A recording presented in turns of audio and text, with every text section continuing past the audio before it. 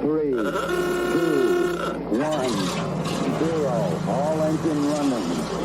Liftoff. We have a liftoff. It's Monday. It's Monday. It really is. 7 o'clock. And that can mean only one thing. It's time for Reading the Signs, where me, comedy John Ryan, and my comedian pals from all over the world are going to be talking about comedy, well-being, why we do it, how we cope. And that's where we need your help. We need you to send us your top tips for well-being. Be part of the show. Drop a comment in the box on YouTube, on Facebook, on Twitter, on the mensradiostation.com website. It's going to be a great show, much better than last week. What we're trying to do is think exceptional, which, funnily enough, is the motto of WJ, our show sponsors. WJ are the UK's leading road marking and highway maintenance company. They're working with us, we're working with you. Let's get to it. Ooh! What's going on here then? Hello, welcome along to this week's Reading the Signs with me, comedy John Ryan. That is going to be our guest in a little while, Michael Stranney. Absolutely hilarious. It's going to be a fantastic show tonight because all of you who know me know that I'm not really easily impressed. You know, I've worked with all the big acts. I've worked with them all: Mickey Flanagan, Jimmy Carr, Jim Davison, Frank Carson.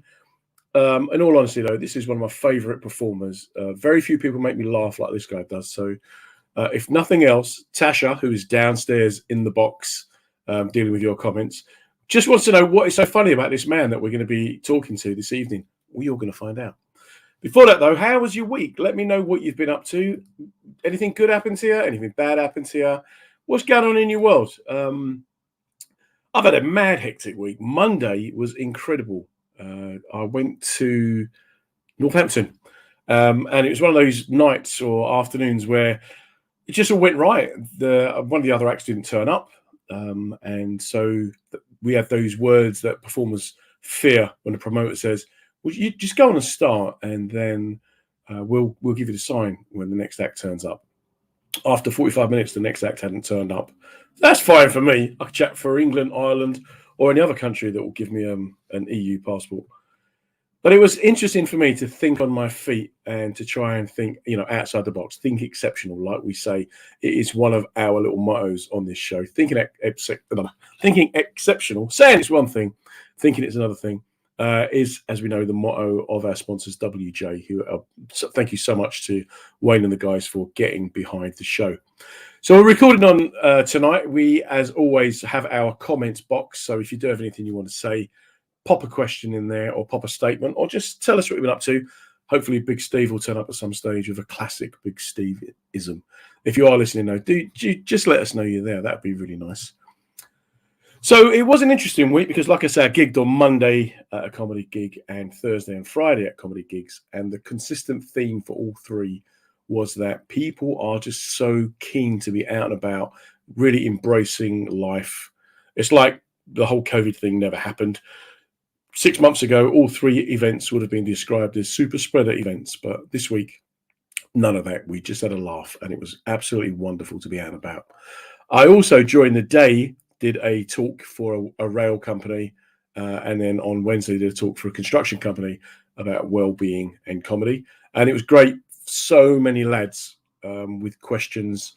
I think maybe, hopefully, after the whole COVID thing, which hasn't gone away yet. Let's be honest, we've still got people who are suffering, and our thoughts are with people. If you know anyone who is going through it, but it seems post-COVID, people want to talk, they want to open up, and they just want to kind of get help, get advice.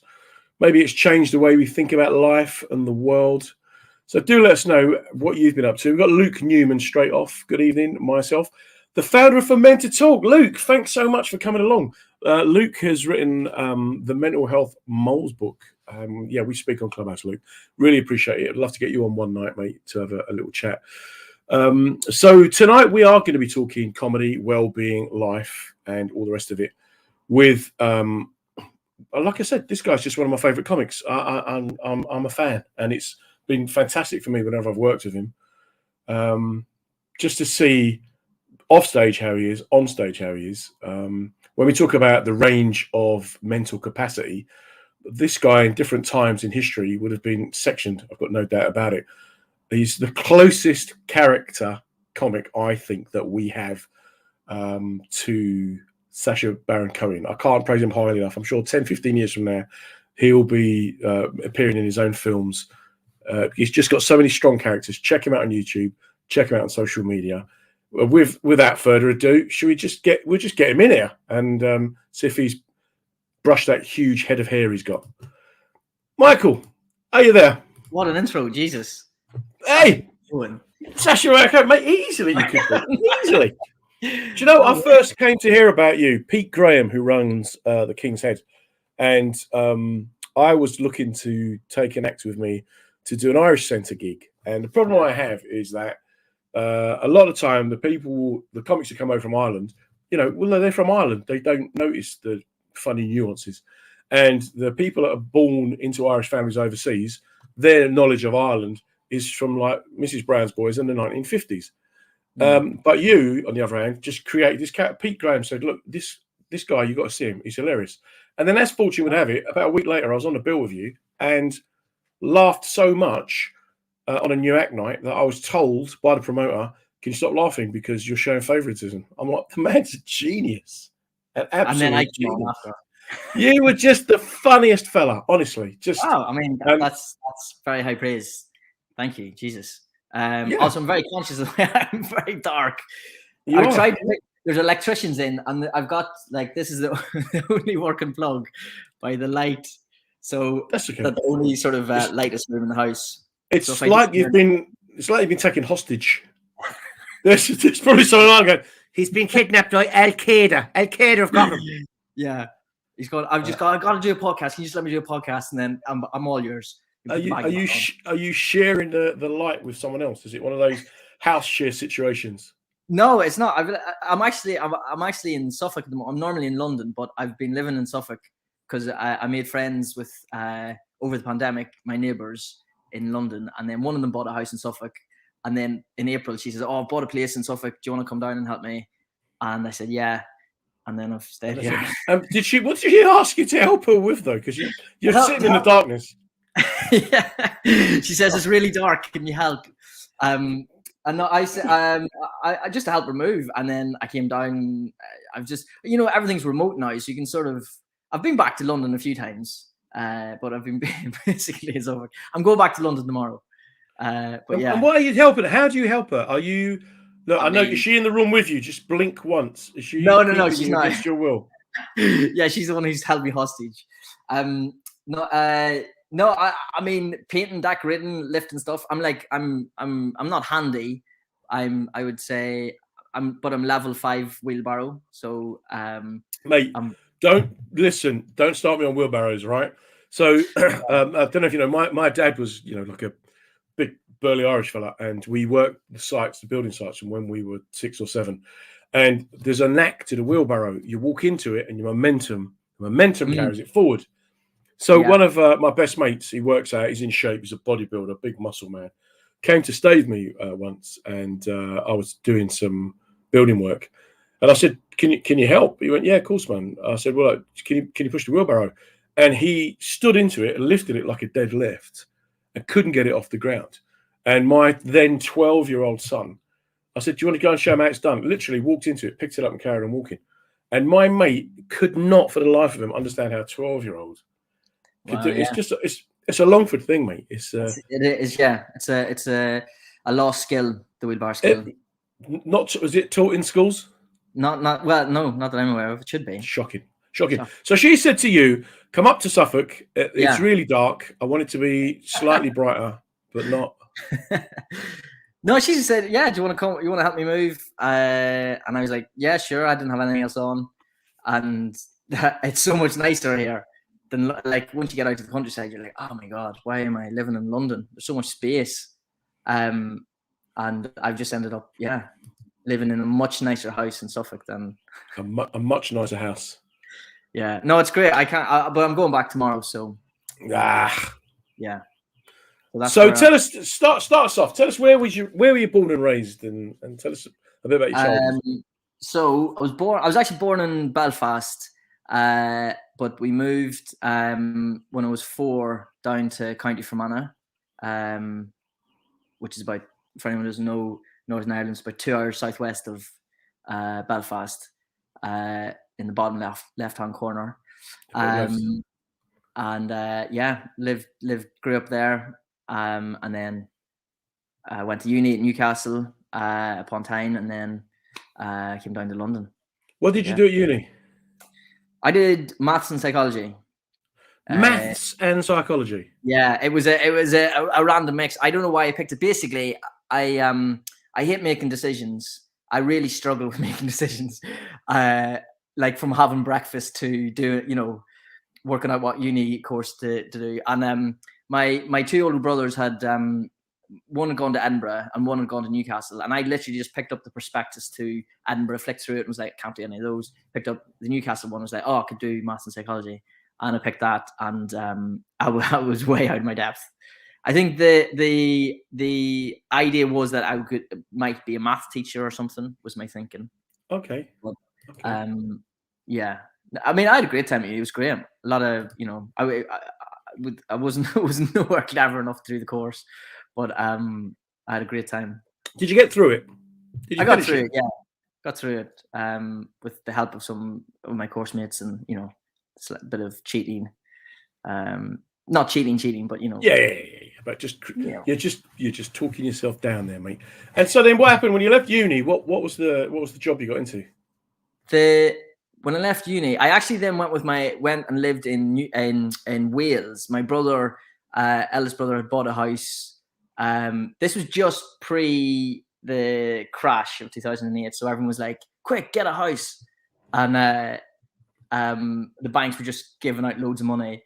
And he bought this house in Aberystwyth, and I think he just looked at the map and just dropped like a pin and went, "All right, Aberystwyth." Just the most random decision in place ever. And so he phoned me and says, "Oh, do you fancy a summer job?" And I was like, "Yeah, all right." And then that summer job turned into like a year and a half, trying to convert renovate this massive sort of house. And we lived in this tiny little village outside of Aberystwyth, like proper in the sticks in Wales. Like it's a proper Welsh village. It's the type of Welsh village that you walk into the shop and they'll see that you're a blow-in or that you're new, and they'll start talking Welsh. And then once they work out that you're Irish, then it's okay, then you're fine. But it was so there's a bit of a theme developing here. People buying houses in the middle of nowhere and going, "Let's get Michael up." Yeah, I don't know. I think I'm probably subconsciously trying to resolve that traumatic year and a half that I had with my brother. I'm playing it out here in Suffolk. Do you think she spoke to your brother and said, "What?" And your brother's like, "Don't let him near the painting, the plumbing, or the electrics." And she's going, "What about lighting? Can you do?" Well, I don't know. Yeah, like, he's really good with the wheelbarrow. He's like the wheelbarrow. Just give him a wheelbarrow. He'll be up and down all day with it. Yeah. And so, can I tell what did your parents do? Were they arty-farty actors and lovies? No, not at all. My there's no one really in my family that are sort of do. There's lots of sort of you're never too far. Like there's lots of singers and people who can play music and things like that. But there's no one that I know of in my family or cousins that do sort of performing on stage. I don't think. My dad's a carpenter, and sure, he's like Jesus, so he is. It's like Jesus. That's like Jesus, yeah. Gift. Oh, sorry, wrong part. He's like Jesus, no, so he is, no. He's like Jesus. Aye, he's like the big JC. Get that fellow wheelbarrow a bit of wood. Hi, now, Brian Kai. I'll try it. He's he's a carpenter, but then him and Mum set up a nursing home in Fermanagh about 30 years ago, 25 years ago. And then they just sort of were running that, and they're still doing that. So that's They may need a handyman at some stage. I'm just saying. Well, definitely. Yeah, we get the wee man back. He'll be fit. Don't let him near the lighting, whatever you do. That's such a good impression of my parents. Wow. Well, yeah. Well, this is what I brought you on. There's something me and your mum wanted you to know. Yeah. No, but so not my so yeah, none of my none of my brothers or whatever are do comedy or whatever. I think they're probably funnier than me. I'd say they're but none of them have sort of gone up on stage and done it anyway. I don't know. So you're working in Aberystwyth in the middle of nowhere. Yeah. Some kind of safe house, shall we say? Let's leave it at that. Yeah. I just imagine you're in this village with a load of fellas from the north going, "Hello, how are you there, boy? Hey, I know that fella from somewhere else. No, hello." So you did that. Then what happened?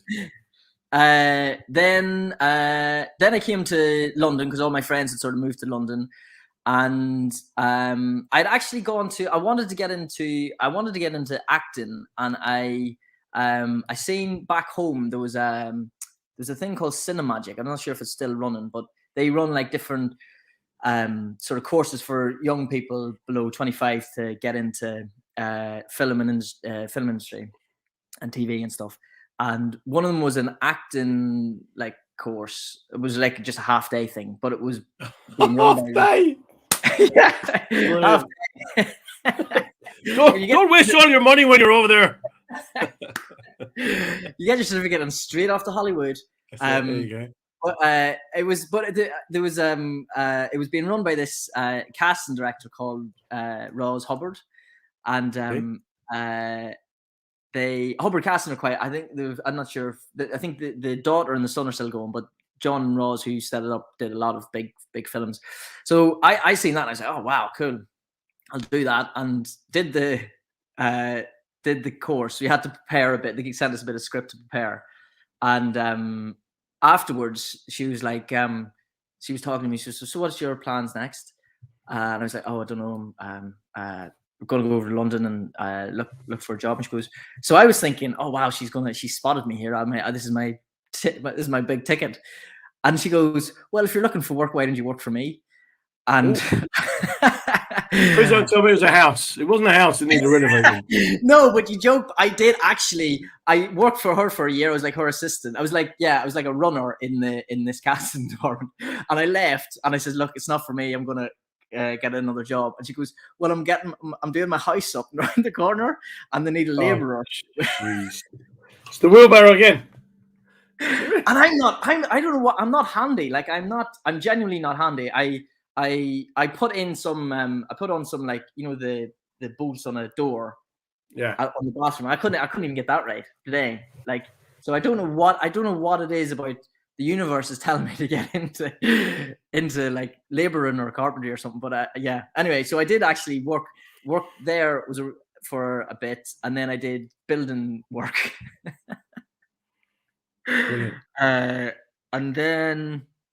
And then I actually went, and then I got a job working I was a runner then at Talkback.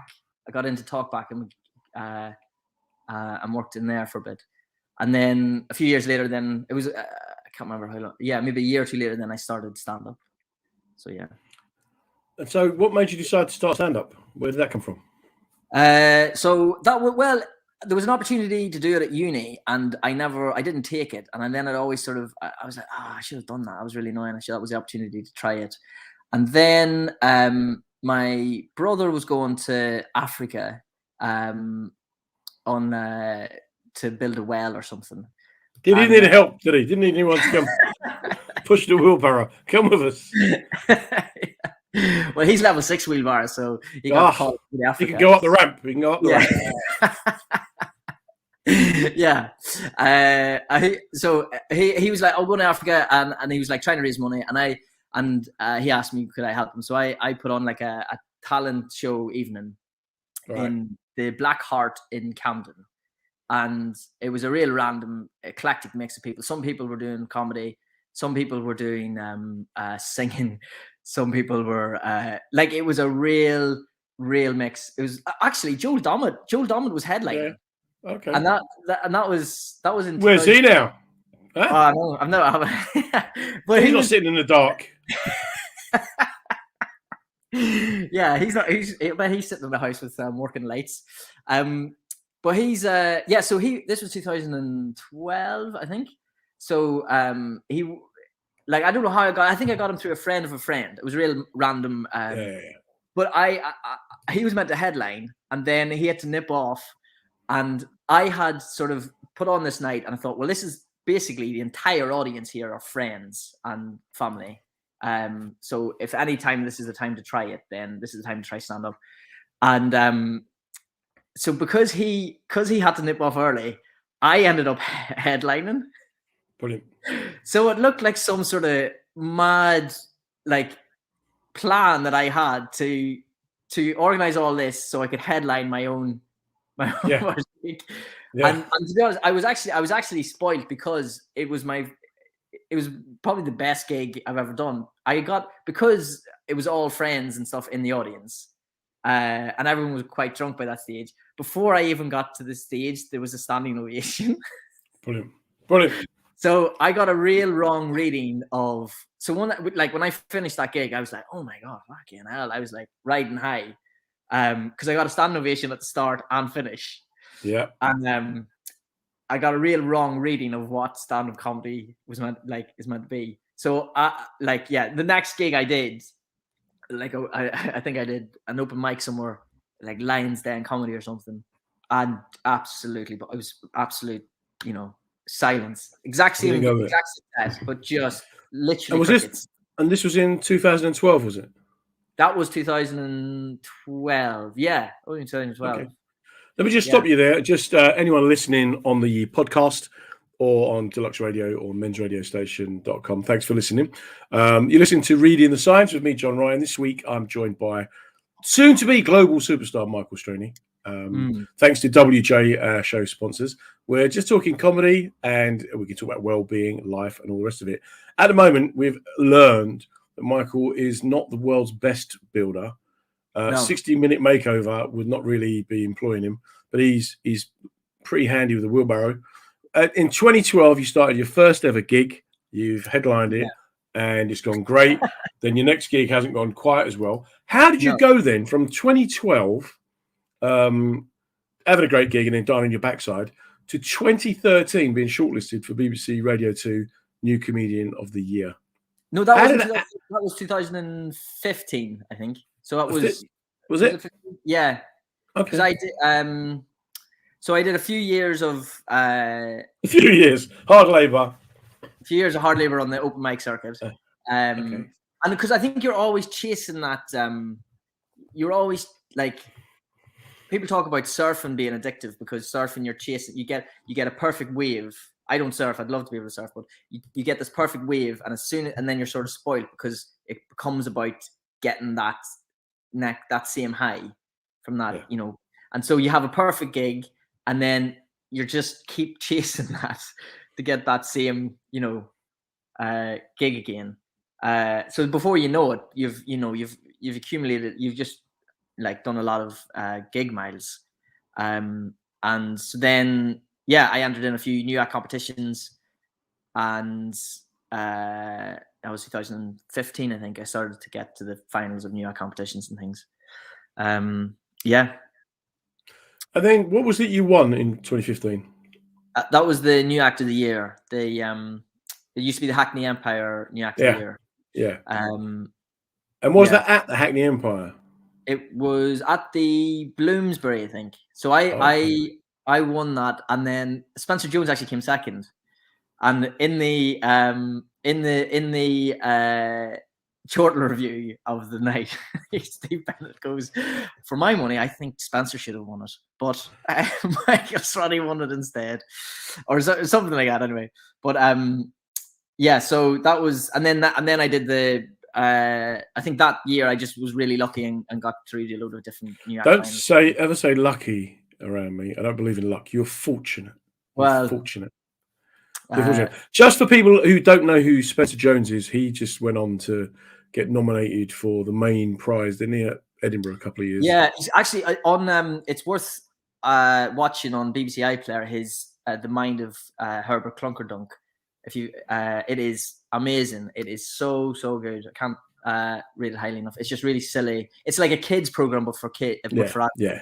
It's amazing. And I think he's just finished filming the second series. It's funny because I did the Hackney Empire New Act of the Year 2001, I think it was. Oh wow! And and it was one. I can't even remember who won it. A guy called Paul Hickman. Paul Hickman, hilarious. Did a lot of puns, lots of one-liners. Just ripped the place apart, and never went on to do anything. Runners up was Mark Felgate, Shappy Corsandi. Oh, cool. And then Russell Brand was in it. He didn't finish in the top 3. And it was interesting how afterwards, how many industry people said, I went on 13th out of 13 acts. But I'm from Hackney, so I just love the fact that I was on the Hackney Empire. How many of them said, look, it's not about winning, because you don't get on a bill because you've won a competition. That takes you down a different avenue if you want to go that way. If you want to be a good job in solid comic, the fact that you've got to the final of this, and he said it to all of us, will really stand you in good stead. Russell Brand at that stage wasn't listening. He was at the bar. Paul Hickman was just being really, really humble. And I just remember thinking, oh, right, yeah, I forgot it was a competition. I just loved the fact that I was at. And then the following year, I was a runner-up in another new act competition, won by Miles Jupp. 2 runners-up, me and Jimmy Carr. Not placed, John Bishop, Pat Monaghan, Dougie Dunlop. So it just shows that in that moment, there's no way of measuring. It's not like linear. It's just No, definitely. And people can get bogged down with, like, if you're starting out in comedy, people can get really bogged down in new act competitions. But they're really not. They are no measure of, like, James Acaster was never featured in any new act competitions. I don't think he did. Like, they're just they're sort of like a false. They're definitely great for giving you encouragement and sort of a green light sort of thing. But they're by no means the be on the end all. Like, that's almost the start of the journey. And so I remember, because I was good mates with Rod Gilbert before he even started doing comedy. And then he started doing comedy. He would always get to finals, and every final that year was won by Rod Gilbert or Matt Kirshen. They were the only two. They'd win everyone. And when one didn't win, the other one would come second. It was a bit like, in football, it's like Man United and Arsenal in the early 2000s. They would always want to win, one come second. But it's interesting. It is interesting. Yeah. Sorry, go on, finish what you're saying. Yeah, so it's interesting how it's like it was quite competitive between the two of them. Yeah. But for everyone else, Alan Cochrane didn't even get in the final that year. And now he's got his own Radio 5 or his some radio show. And he's a huge, phenomenal performer. If anyone's never seen him, please do go and see him. But it's that thing of, so Rod Gilbert was just like an open spot who saw the gap, went through it, went for it, and he will tell you himself that wasn't probably by his own standards, his mission, the best new act. Yeah. Was he did he change his because I remember I don't know if this is true, but did he start off doing like really sort of doing his shtick really sort of deadpan and still, and then kind of, but he was very nervous. He was very, he had a good job, and he's actually just genuinely a really nice bloke and naturally witty. Naturally witty. And people don't realize that for performers, a lot of the time they are performing, but there are some of us who are the same off stage as we are on stage. I know that. Even like 10 days ago, a friend of mine saw me gigging for the first time and was sort of, it's just like you in your kitchen, but there's more of us. That's because my kitchen isn't big enough. No, it's not. It's really nice, isn't it, when you meet, when you find people like are on camera as they are off camera. It's like, or they speak to everyone the same as they would speak to, whatever.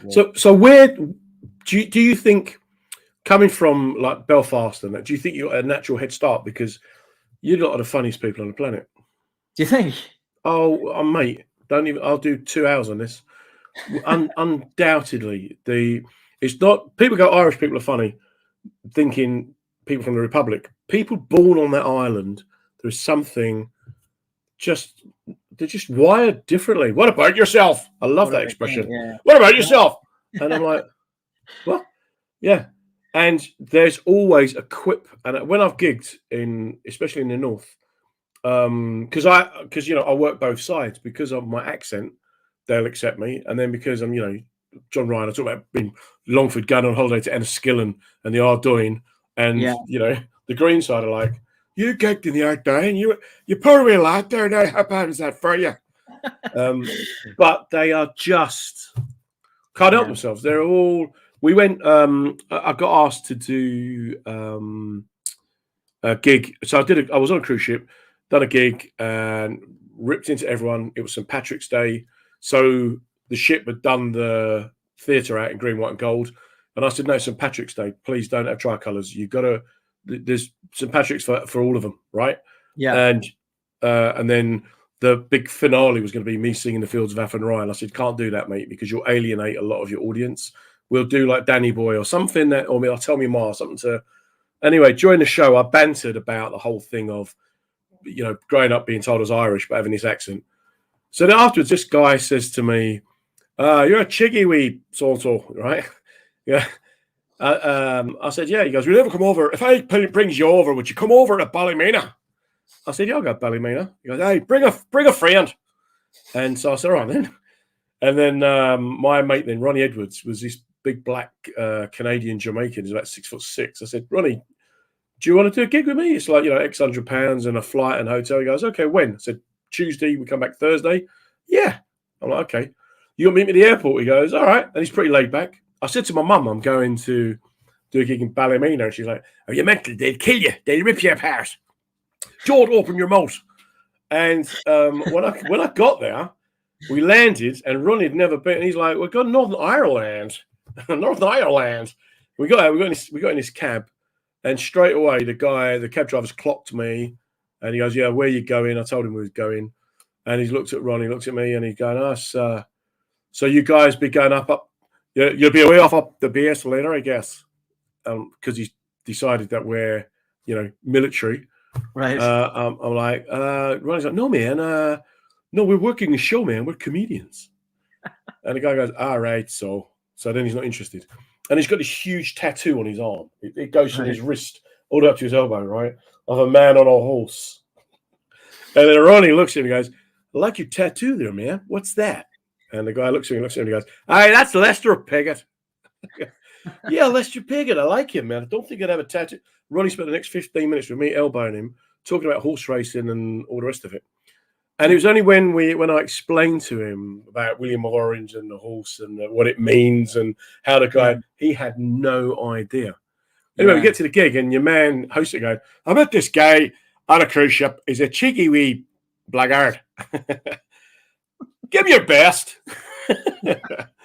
So I said, all right. And they're all these, basically a load of orange men, right? And I went on and said, hey, my name's John Ryan. Straight away, ooh.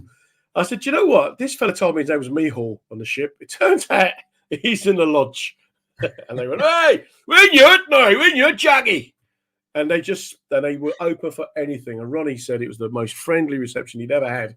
And he said, but people just couldn't help but take the mickey, just mock him. And he expected racism, but what he got was almost the reverse, watching me getting dug out. How do you think that's influenced your characters and your mischief? First of all, can I just say I love the accents? They are great accents. Oh yeah. You've nailed them. I've nailed them. I feel I'm an X Factor. The Northern Irish accent is the most ridiculous accent, isn't it? It's the stupidest accent, and I have it, so it's okay for me to say. But I think it's just every time I hear it on TV, I think, oh my god, it's so stupid, it's so mental. Yeah, they always put them ones on. Yeah. So has I don't know if I would share the same quickness as those guys. Like I definitely I think was influenced a lot by Father Ted was that came out at a moment, like I think I was 11 or something. That sort of surreal, silly sort of Irish stuff is what is sort of like right up my street. That's the kind of stuff I latch onto. But definitely like growing up and stuff, like and hearing my uncles and my dad and stuff, all that sort of Belfast sort of humor and taking the piss out of each other. I guess I don't think I've sort of inherited that and reproduced that in my own stuff, but I guess it has given me a sort of sensibility for what's funny or what I find funny.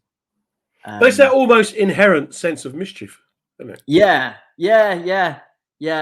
That sort of playfulness and sort of not taking it, always looking for the joke. I think. Yeah. And always looking for the Yeah, and that sort of deadpan sort of down the line sort of humor is We went to Coal Island, and the compere, he said to this woman, so what you do for a living? She goes, and she had one of those very gentle voices now, very, very soft, like, she goes, well, I'm an air hostess, and he goes, right. She goes, but I'm not working at the moment due to maternity leave. And he goes, oh, okay. He goes, when's it due? She goes, sorry, when's it due? When the baby, when's it due? Oh, I had it about 6 months ago. And it was like, right? It's complete silence. And he says, I don't know what to say. I'm so sorry. I must have just come across as really insensitive and rude. Yeah. A lot of compares, they'd have some funny joke to get them out of this situation, but I'm not going to lie. I'm really stuck here. Silence. And this bloke goes, oh yeah. And then he says, so if anyone's got anything I should say to get a laugh, and the guy goes, hey, ask her when it's due again. And the whole place cracked up, and he was on stage like this. It was just that moment of, that is excellent. But so you were growing up, and were there like a lot of characters? Was there like laughter in the house? Was it particularly? Yeah, I mean, there's like I don't know if my parents are particularly funny. Like there's laughter in the house. Like I was always messing around. Like I have 4 brothers, and always sort of messing around.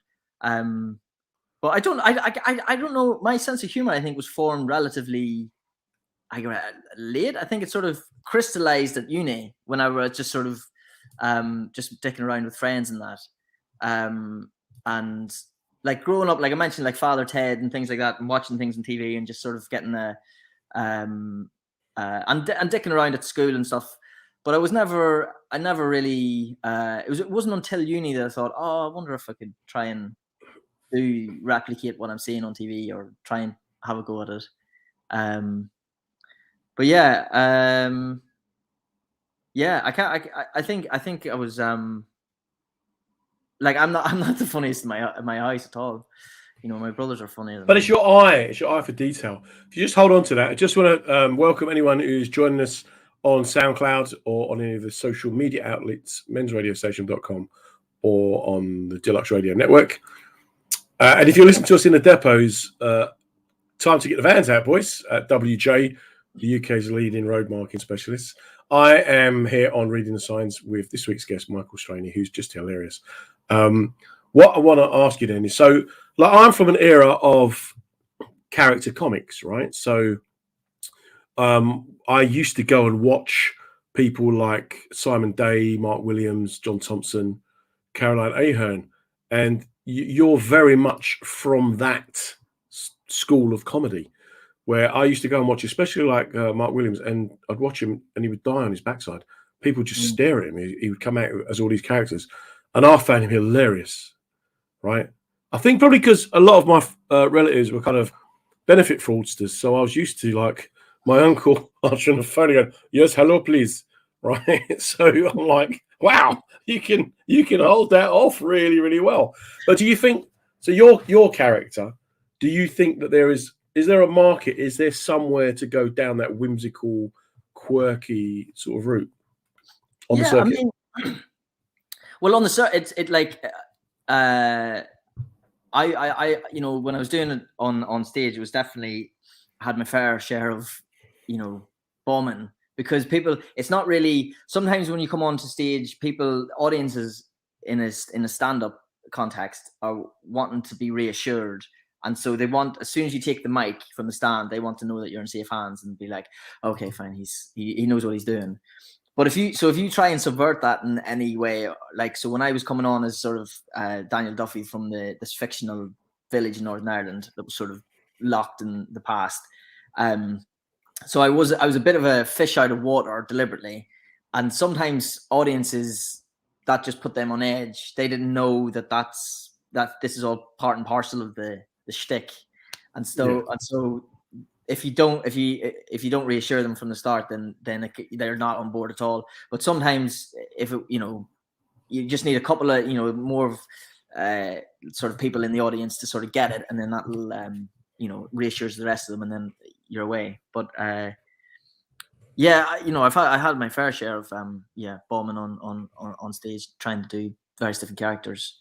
But I remember once Rich Hall saying, good comedy is about when you build a world and it becomes so believable that people accept whatever you say within the constraints and confines of that world. Yeah.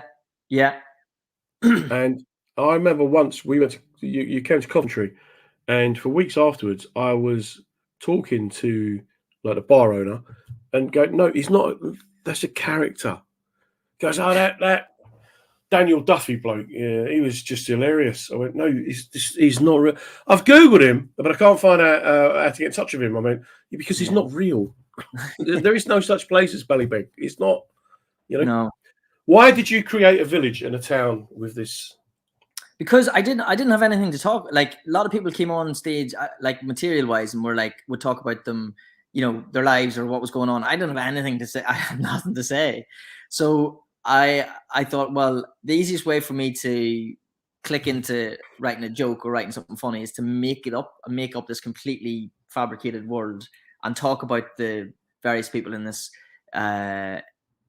Just tell stories and talk about the people in this world. Just because it was, because I didn't have anything to say as me. So, and also it's a form of protection as well. Like, when you come on stage, if you're a character, you're one removed from, if you bomb or whatever, or the audience don't like you, then you can go, oh well,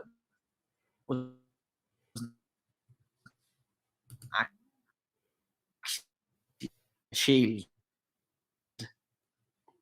Okay, we seem to have lost you there for a second or two. I don't know what happened. But Michael, oh right, okay, you're back. Yeah, if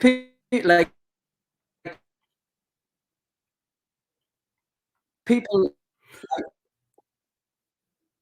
I feel like I'm talking to a commentator in Mexico or somewhere, another part of the planet, because I've gone. So tell us, how about that last goal? You've gone, well, corner. I'm really sorry. I don't know what. Can you see and hear me? You can't see me. Yeah, I can see and hear you. Okay. Yeah. Right. What? So then, tell us about the Irish Comedian of the Year. How did that come out on the TED Fest thing? What was that all about? Oh, the TED Fest. Yeah. So that was that was up in Leicester. And just that was probably my audience to do it in front of. Because they were all. I mean, it's pretty much right up. It's Father Ted in a way. Like I play. Essentially a version of Father Dougal, really. Just it's I'm not reinventing the wheel at all. But so it was just, I was lucky in the sense that the stuff that I was saying and doing was all resonated. It was that the audience were just lapping it up because that was that was they were massive fans of sort of Father Ted. So it was all in that sort of ilk. That was their thing. A few years ago I was their thing, yeah. But then I did a thing on Facebook. I created, like, I got some money from a production company they said, would you want to do whatever, do some content online? Yeah. So I came up with a fake sort of community note, like Facebook page for Ballybeg. It was called the Ballybeg Post Office. And that's right, I remember that. And then just did sort of like so the premise was the village was coming online and they had this page. And we were doing updates and stuff. And then I had a webcam and I was doing videos from the post office. And it was interesting, like, because it got a fairly, one of the videos went viral and then it got a fairly far reach, and we got like 40,000 follows or something in 6 weeks. The page doesn't exist, like it exists, but it's no longer active. Yeah, it's no longer active. But it's amazing on the internet. You can get, like, you really find your audience. So on TV or anything like that, you're just being broadcast into people's living rooms, and you're hit people. you're much more open to criticism because they didn't ask you to sort of be on their TV. Whereas on the internet, you have to find them out. And so this page, it was lovely because all the comments and everything, everyone was really into it. And I remember getting this message from, used to get messages all the time just from random people. And there's this message, and it looked like someone had just been like it looked like spam. Someone had just like slapped like their hands on the keyboard. And I was about to delete it. And then I was like, actually, do you know what? I'm going to run that through Google. And I ran through Google Translate, and it was this tribal language. It was, the one with the clicks. Yeah. Sosa. Is it Sosa? Yes, yeah. And she was like, oh, how much to send letter to my mother or something like that.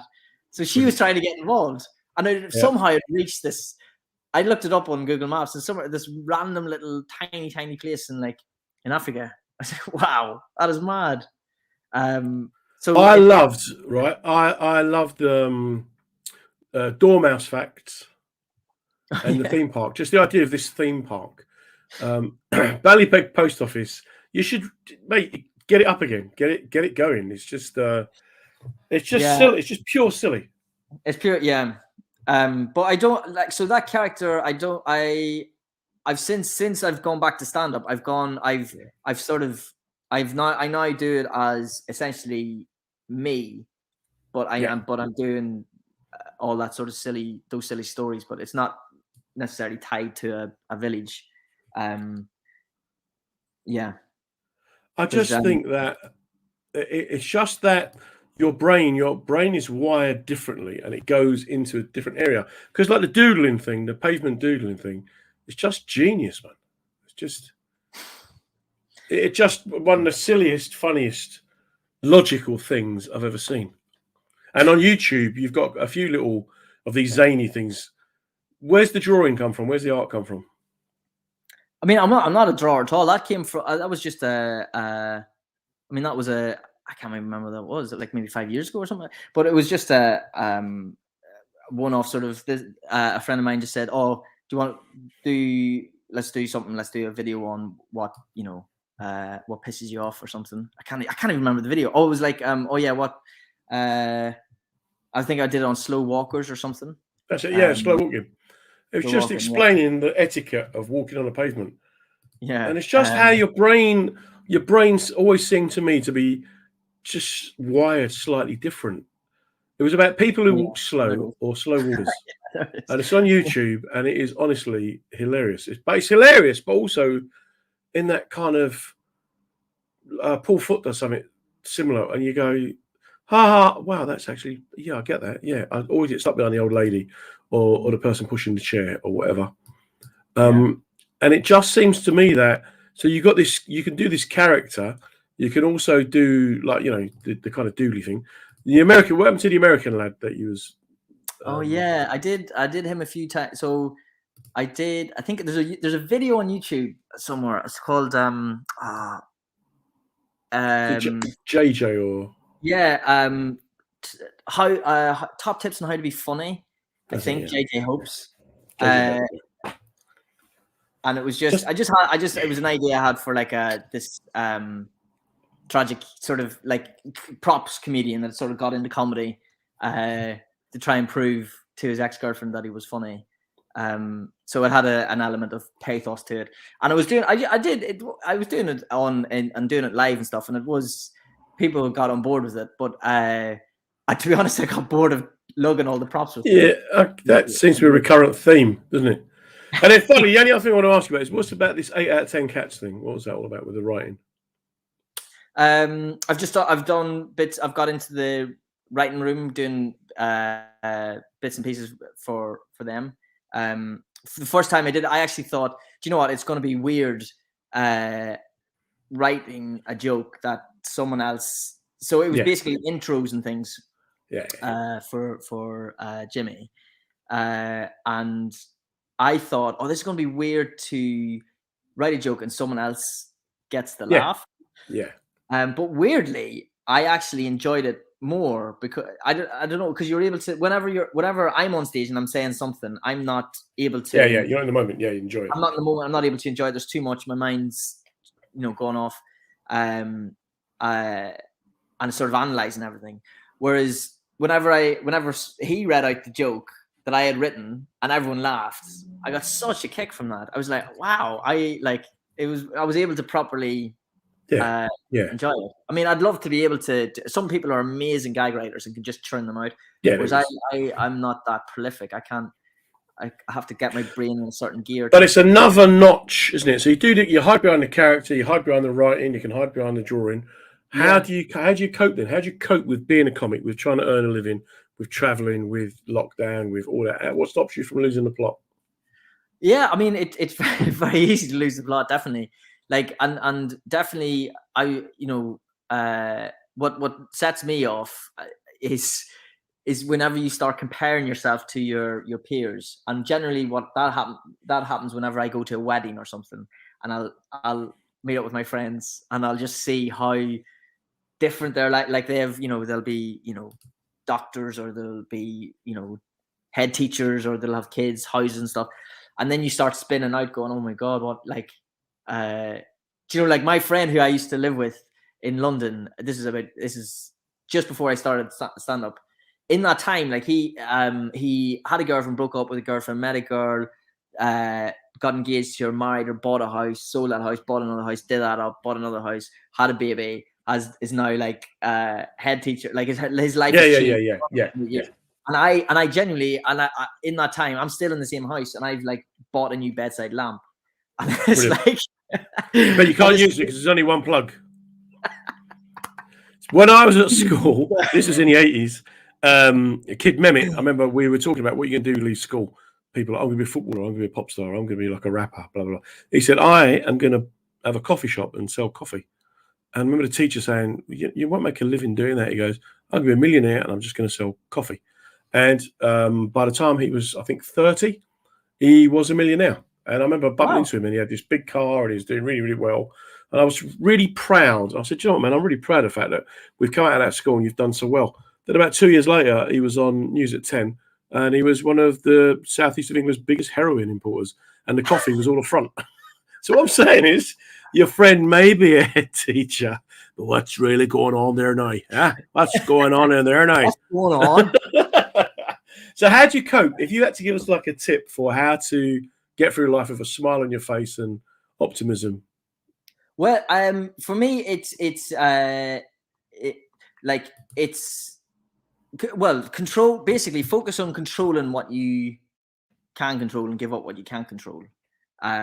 Is quite a useful, helpful tip someone once told me. Because normally when you're spinning out, or when you're unhappy or anything like that, it's because you're probably fixated on something you can't control. Okay.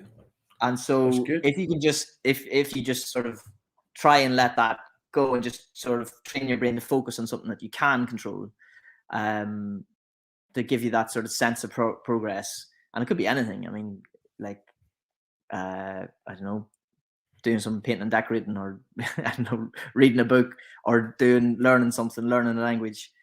But if I find myself getting into a mental sort of, ruminating funk, I'll first I'll try and do some exercise, because I mean, physical exercise. Physical exercise, yes, try and get me out of my head, because you can just, I can just get stuck ruminating on something. And then if you exercise, I find it sort of frees you up a bit.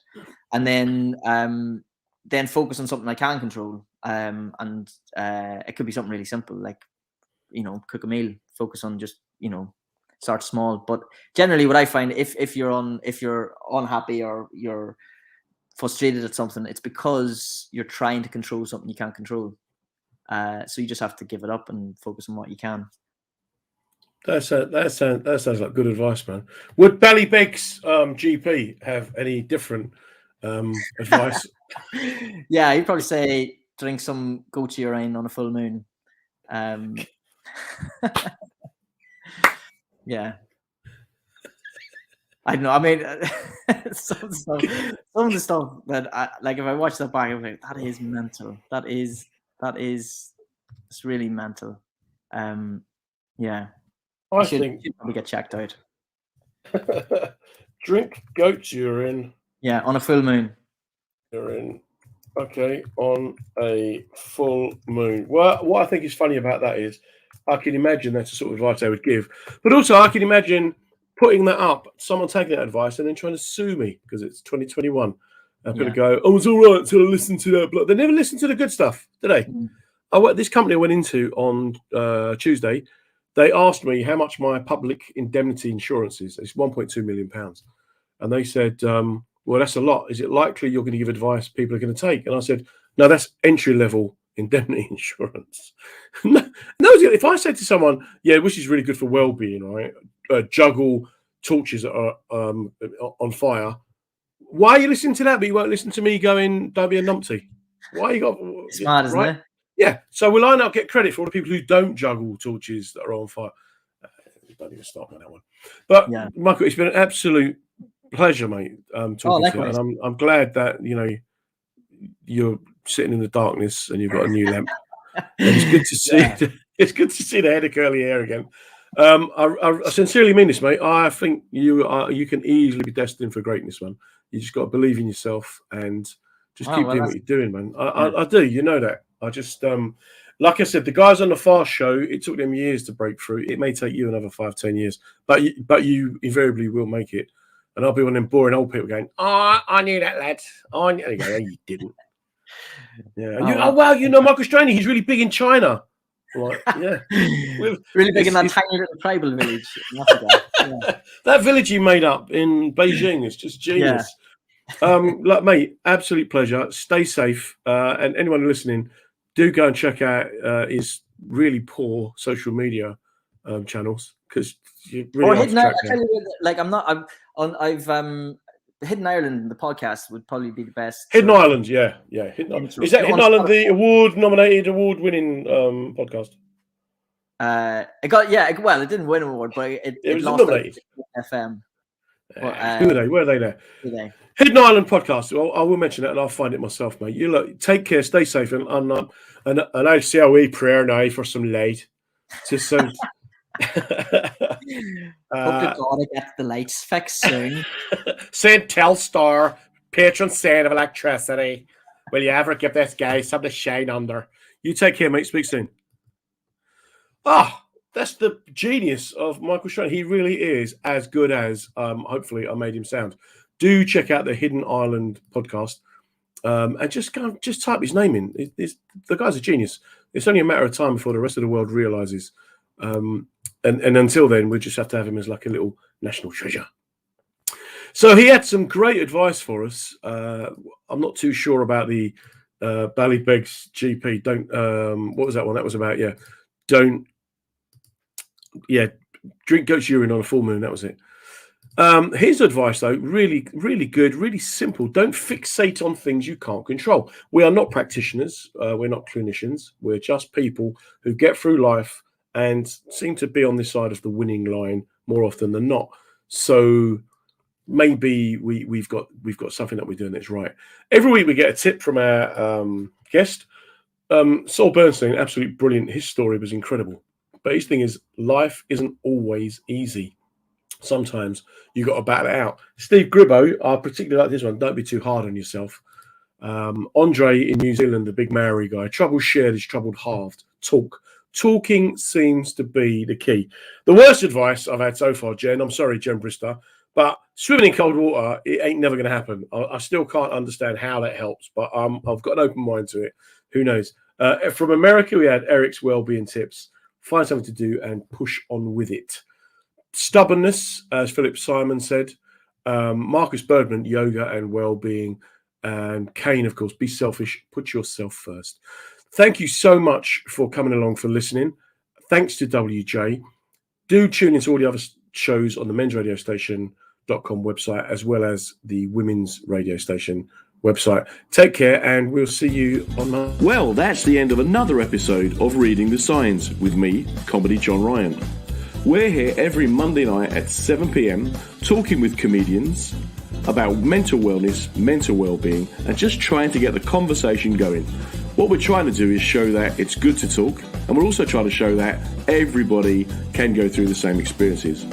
A massive thank you to the WJ Group who sponsored the show, showing their commitment not just to mental well-being, but also to reaching as broad an audience as possible.